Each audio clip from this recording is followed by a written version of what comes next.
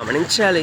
దేవుడు మానవుణ్ణి శిక్షించడానికి ముందుగా హెచ్చరిస్తారు, శిక్షించడానికి ముందుగా బుద్ధి చెప్తారు, శిక్షించడానికి ముందుగా గద్దిస్తారు, శిక్షించడానికి ముందుగా మాట్లాడతారు. దేవుడు మాట్లాడిన, దేవుడు హెచ్చరించిన, దేవుడు బుద్ధి చెప్పిన, దేవుడు గద్దించినా సరే ఎవరైతే దేవుని మాటను వినకుండా తమ సొంత ఇష్టానుసారంగా జీవిస్తూ ఉంటారో, ఎవరైతే దేవుని మాటలు పట్టించుకోకుండా నిర్లక్ష్యంగా జీవిస్తూ ఉంటారో వారు మాత్రమే శిక్షణ పొందుకుంటారండి.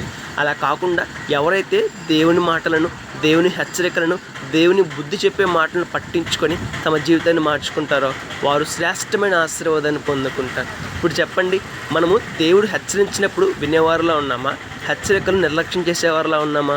ఒకసారి ఆలోచించేద్దాం, మన జీవితాన్ని మార్చుకుందాం.